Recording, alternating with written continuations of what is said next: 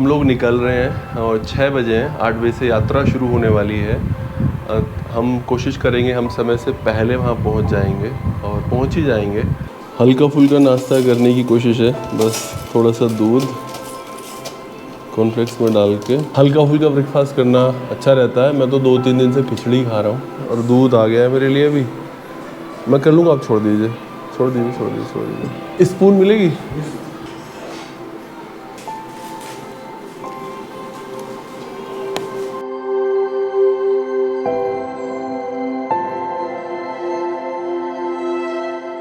मैं डल लेक पे हूँ और पीछे देख रहे हैं बहुत दूरी तक बहुत सारे शिकारा यहाँ खड़े हुए हैं।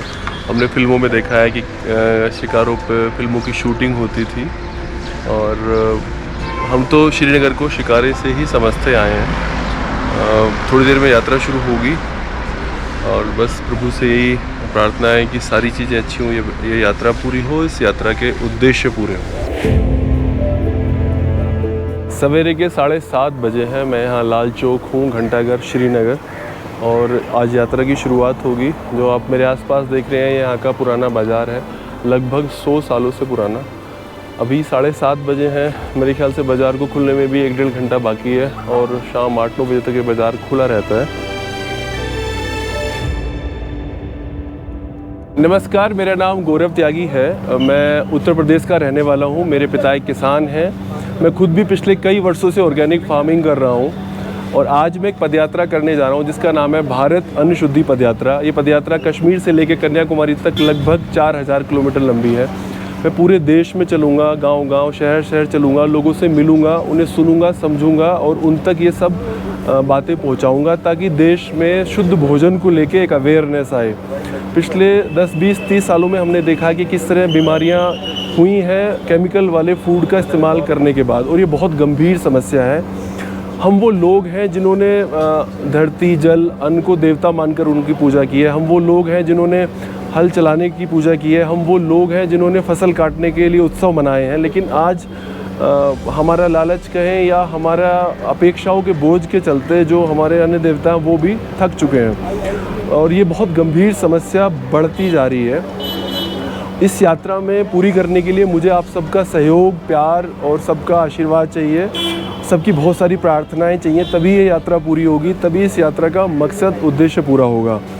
और जब मैंने इस यात्रा के बारे में लोगों को बताया तो लोगों ने बहुत सपोर्ट, बहुत प्यार मुझे दिया। मेरे लिए श्रीनगर नई जगह है, लेकिन जब मैंने अपने दोस्त से बताया जो श्रीनगर में रहते हैं, वो भी आज मुझे सपोर्ट देने के लिए आए हैं इस यात्रा में और उनका मुझे साथ मिल रहा है। साथ ही मेरे साथ श्रीनगर के एसएसपी मिस्टर एजाज अहमद भट्ट भी हैं। वो खुद बड़े पर्यावरण प्रेमी हैं, पहाड़ चढ़ना उनका शौक़ है और नेचर लवर हैं। उन्होंने यहाँ आके हमें अपनी ब्लेसिंग दी है, अपना सपोर्ट दिया। तो सर से मैं कहूँगा, सर 2 शब्द कहेंगे कुछ भी? मैं तो यही कहूँगा कि गौरव साहब, हम आपके आभारी हैं। आप जैसे लोग हमारी सोसाइटी को चलाते हैं और हमारे लिए एक मशाल राह बन जाते हैं।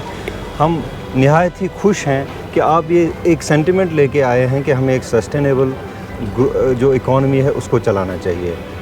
आपने जो आपसे मैंने बात की, बहुत अच्छा लगा।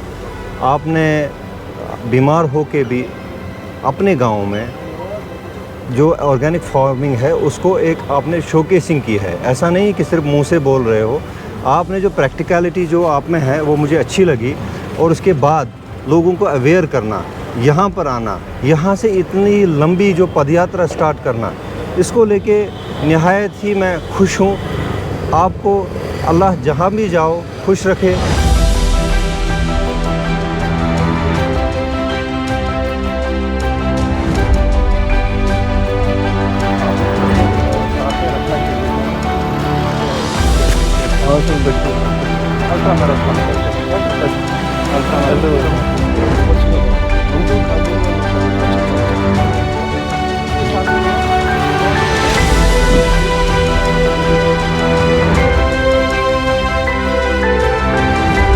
वही निकले नहीं उसमें वो 3 चीज़ें जो हमने थी ना,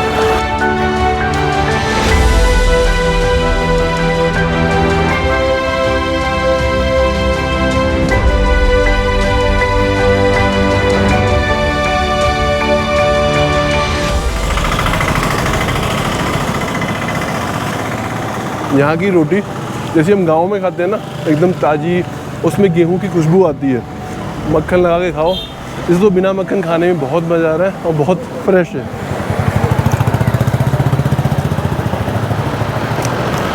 हम लोग लाल चौक श्रीनगर से चल के हम लोग आए हैं पंथा चौक तक, और sir SSP Srinagar mister Ejaz Ahmad Bhat sir हमें 5-6 किलोमीटर चल के यहाँ तक खुद हमारे साथ आए हैं इस यात्रा में।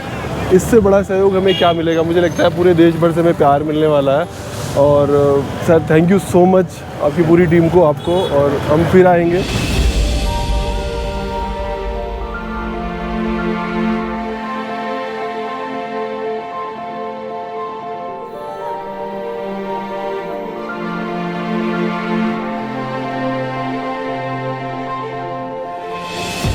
पहले दिन 20 किलोमीटर चलकर मैं आ पहुंचा हूं डिस्ट्रिक्ट पुलवामा, और मैं हूं पंपोर में।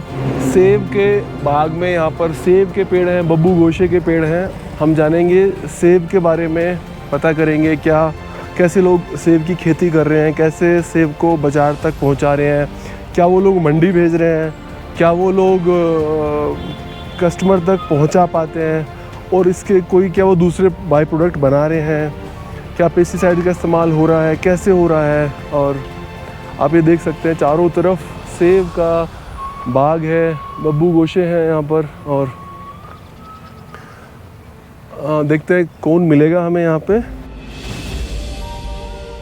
हमारे यहाँ पे आप कमर्शियल लेवल पे जो एप्पल्स ग्रो होते हैं उनमें काफ़ी स्प्रेज वगैरह होते हैं। वो इसीलिए क्योंकि बहुत सारे अब ऐसे जो कीड़े वगैरह होते हैं, पहले जब बहुत ज़्यादा हम लोग पेस्टिसाइड देते हैं, उसके बाद क्या होता है कि कुछ ऐसे इंसेक्ट्स होते हैं रेजिस्टेंट हो जाते हैं, उनको कम्बैट करने के लिए और ज़्यादा पेस्टिसाइड्स और ज़्यादा स्प्रेज देने पड़ते हैं। तो इसमें क्या हो जाता है कि बहुत ज़्यादा एप्लीकेशन हो जाती है पेस्टिसाइड्स की। कश्मीर का सिनेरियो है, पहले इतने ज़्यादा केसेस रिपोर्ट नहीं होते थे, स्पेशली जो अगर हम बात करें स्टोमक कैंसर, इंटेस्टाइनल कैंसर्स की, बहुत ज़्यादा बढ़ गए हैं। और इसका मेन काज भी यही बताया जाता है, फूड, ओनली फूड जो हम ले रहे हैं, जो हम फ्रूट्स ले रहे हैं, वेजिटेबल्स ले रहे हैं, उस पर इफ़ेक्ट है काफ़ी इस वक्त पेस्टिसाइड्स का। फार्मर्स को मैं यहाँ पे कहना चाहूँगी कि हम लोग भी डिपार्टमेंट की तरफ इसमें बहुत ज़्यादा ध्यान दे रहे हैं कि उनको हम धीरे धीरे, हाँ एक साथ एक फार्मर नहीं जा सकता है ऑर्गेनिक पे, लेकिन कम से कम वो क्या कर सकता है, कुछ पहले 2-3 साल अपने पेस्टिसाइड यूज़ जो है उनको थोड़ा मिनिमाइज़ कर सकता है।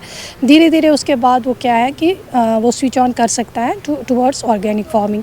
और ये पूरी तरीके से ऑर्गेनिक है। देखिए आप, ढेर सारी आपको इसमें खुमानियाँ लगी हुई हैं। You should taste it.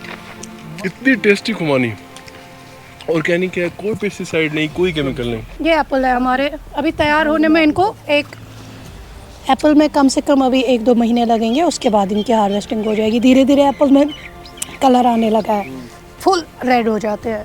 Plum में हमारे यहाँ पे बहुत सारे वैरायटीज़ है, अलग अलग कलर्स की, हार्वेस्टिंग टाइम सबका डिफरेंट है। अगर मैं आपको बताऊं कि सेब की सबसे अच्छी पहचान क्या है, तो मैं आपको अभी दिखाने वाला हूं कि सेब की पहचान कैसे करनी चाहिए, उसकी क्वालिटी की पहचान कम से कम।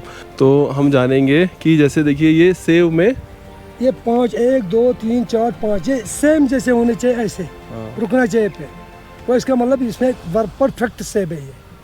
हाँ, जो असली सेब की पहचान है कि उसमें नीचे 5, ये जो थोड़ा है इसमें कमजोरी है, हाँ, इसमें कैल्शियम की कमजोरी है जी। ये देखो इसमें भी नहीं है, किसी में बराबर होगा। और जो मतलब जिसमें ज़्यादा ये लगे ना सेब, उसमें थोड़ा कम पड़ेगा जी, और मोटा भी कम हो जाएगा। और जिसमें कम हो गया ना, एक सिंगल ये सबसे अच्छे टॉप हो जाएगा। तो इसीलिए ये पहचान समझने वाली बात यह है कि इसमें नीचे 5 ये होने चाहिए, 1, 2, 3, 4, 5 है। किसी में 5 उभार आपको देख सकते हैं। हर किसी में 1, 2, 3, 4, 5, मगर किसी में अंदर है, देखो इधर से देखो, ये वैरायटीज इधर 1, 2, 3, 4, 5। तो अच्छे सेब की पहचान आप समझ रहे होंगे कि उसमें होना चाहिए शीशे के ऊपर, मोबाइल के ऊपर खड़ा होना चाहिए। वो शीशे के ऊपर, मोबाइल के ऊपर खड़ा हो जाना चाहिए। वो सेब पहचान है। आपने एप्पल्स की वैरायटी देखी, सारे जो है एज फ्रूट हम लोग यूज़ करते हैं। एक और एप्पल मैं आपको यहाँ पे दिखाना चाहती हूँ, that's quince apple and that is cooked. इसकी एक सब्ज़ी बनती है यहाँ पे, ये खट्टे मीठे टाइप का एक फ्रूट है। ये जो है ये आपको हर जगह जहाँ यहाँ पे जो भी बनती है कोई जैसे वाजवान वगैरह है, वाजवान जो यहाँ पे शादियों में बनता है तो उसमें ये एक वैरायटी, और वैसे भी हम लोग घरों में ये एक वैरायटी बनाते हैं, that's called quince apple. I really appreciate you all for this initiative जो आपने स्टार्ट किया हुआ है कि ऑर्गेनिक की तरह हमें स्विच करना चाहिए, क्योंकि this is for human kind. ये बहुत ही अच्छा स्टेप है and I wish you all the best and success in this journey.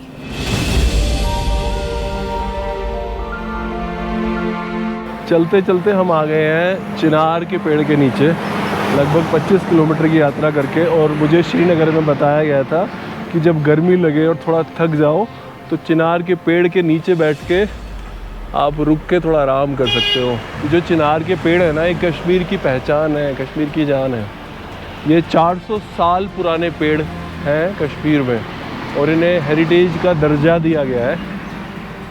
तो मैं और रजत जी यहाँ अभी थोड़ी देर यहाँ रुककर आराम कर रहे हैं और खड़े हैं, फिर धीरे धीरे आगे चलेंगे अवंतीपुरा की तरफ। मैं जा रहा हूँ अवंतीपुरा की तरफ और मेरे दोनों तरफ आप देख सकते हैं केसर के खेत हैं। अभी ये खेत खाली है क्योंकि सीज़न नहीं है, लेकिन अगर आप अक्टूबर नवंबर में आए तो आप देख पाएंगे दोनों तरफ केसर की खेती होते हुए।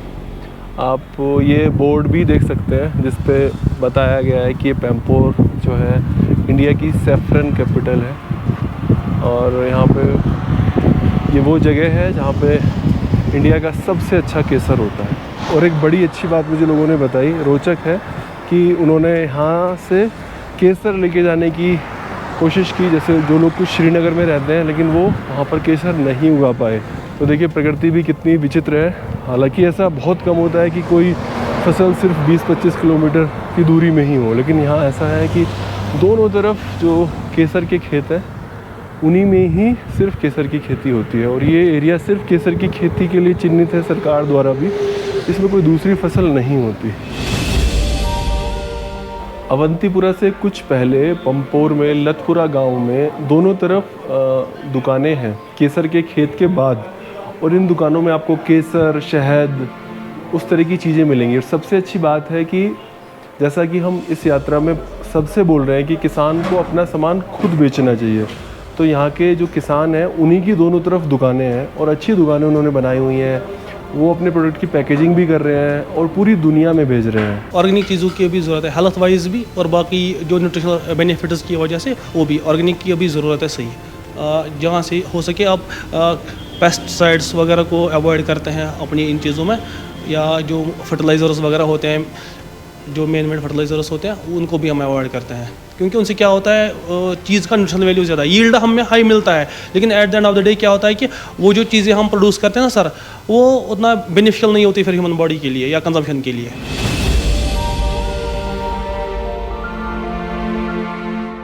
हम लोग अवंतीपुरा पहुंच चुके हैं और मैं यहाँ पुलिस स्टेशन में हूँ। हमने यहाँ आकर इन्फॉर्म कर दिया अपनी यात्रा के बारे में, और ये यहाँ का प्रोटोकॉल है। हमें जहाँ जहाँ से हम गुजरेंगे वहाँ के पुलिस स्टेशन को हमें बताना होगा। ये हमारी सिक्योरिटी के लिए है। और शाम के 7 बज चुके हैं, तो आज की यात्रा को हम यहीं पर क्लोज़ करेंगे। कल सवेरे यहीं से हम अपनी यात्रा को शुरू करेंगे। आज बहुत सारे लोगों ने अपना प्यार दिया और कश्मीर के लोगों ने बहुत सारा प्यार दिया, बहुत सपोर्ट हमें दिया।